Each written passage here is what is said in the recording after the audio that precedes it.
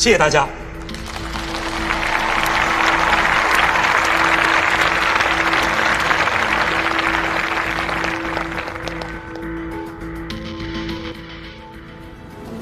感谢温教授，下面有请南洋医科大学唐国春教授进行分享，有请。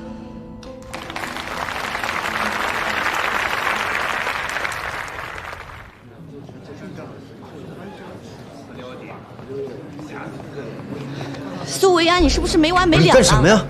你就这么恨我，非要在这么高级别场合破坏我父亲的演讲？你知不知道这个项目不仅有我父亲10几年的心血，还有云城所有的资金投入？我就不懂了，你也是舞蹈症基因阳性，我父亲的药如果能顺利上市，对你没有好处吗？还是你为了针对我，宁愿损人不利己呀？温冉，这个世界上不是所有的事情都是和你有关的。我从来不针对任何人，但是科研必须保持严谨和不断怀疑。科研跟你有关系吗？你一个辍学的肄业生，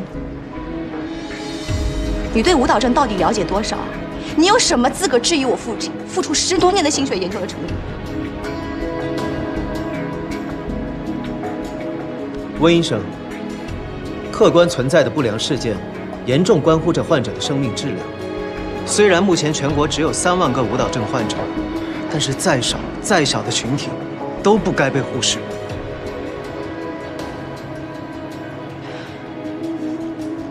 可是你知道云城他为了这个，苏维安，我话还没说完呢。温教授，爸爸，哎，你们要干什么呀？非要让那些舞蹈症患者失去唯一的希望啊！我比任何人都更期待这个希望，前提是，这个真的是希望。哎，看来2位还有问题没有问完，对吗？问吧。是这样的，温教授，不管那些自愿退出的协议书是在什么时候、什么情况下签署的，我们都有足够的证据证明，那3位患者是在参加药物实验期间突发的动脉瘤破裂，并且药物试验有明确的规定，不管是不是药物导致的不良事件，只要在药物试验期间出现的严重不良事件，必须要第一时间上报的。可你们要知道，新药能够缓解大部分患者30%到50%的症状，而且临床1期、临床2期也没有发现重大的不良事件，实验样本达到了规定的300例，动脉瘤破裂的概率甚至都没有超过1%，对吗？所以，你们提到的案例不能说明任何问题。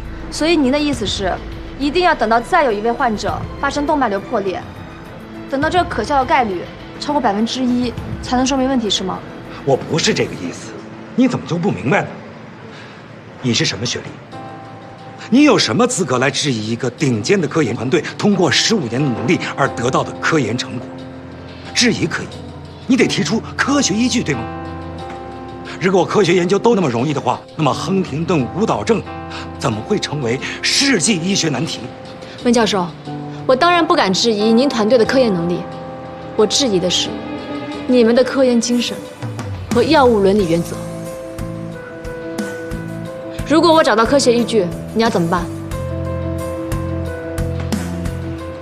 如果你找到，我立刻停止实验，并且公开道歉。一言为定。爸爸，一言为定。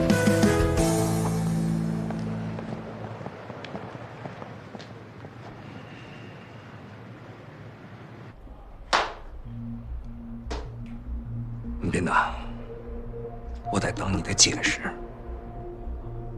老师，我向你保证，我的所有行为都符合药物实验的伦理原则。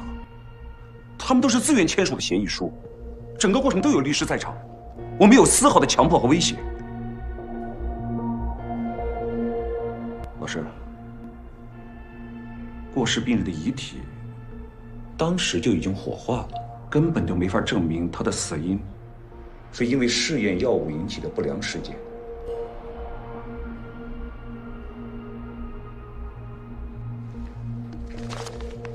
回去之后，我会亲自开展动脉瘤和药物关联性排除性研究。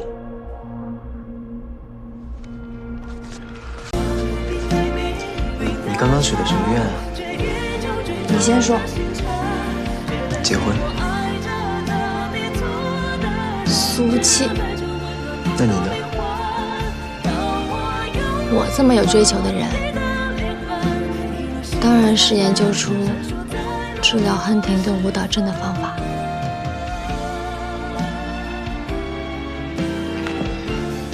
你就这么直接说出来，不怕不灵啊？是你先说的。是说给你听的。那我也是说给你听的。你不要努力工作，帮我实现愿望。你帮我实现我的愿望，我就帮你实现你的。那你诓我怎么办？那我就活该照顾你一辈子。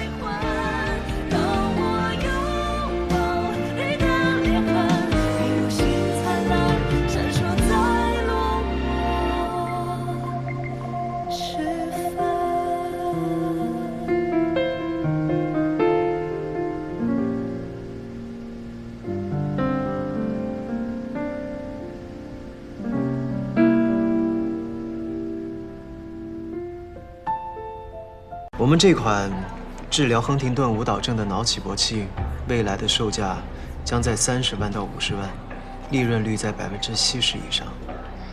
如果您现在还没有确切的合作意向的话，我想我们或许不用聊了。贵人，你别着急啊。你们的这个脑起搏器，既然这么有市场前景，我们肯定要跟下去。你到底是不是医疗公司的人？我的项目计划书你到底有没有看？我肯定看过，肯定看过。不好意思，李总，我还有事，恕不奉陪。哎，贵上。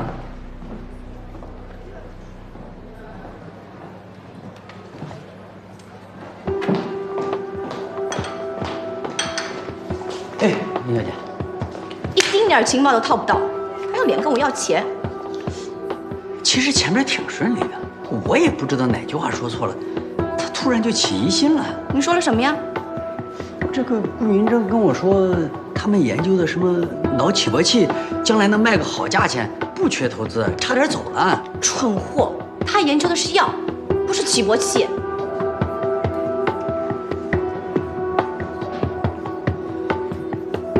维安，在拉卡亚遇见你的时候，我觉得你固执、逞强、自以为是。但是不知从什么时候开始，这些在我眼中都变成了你执着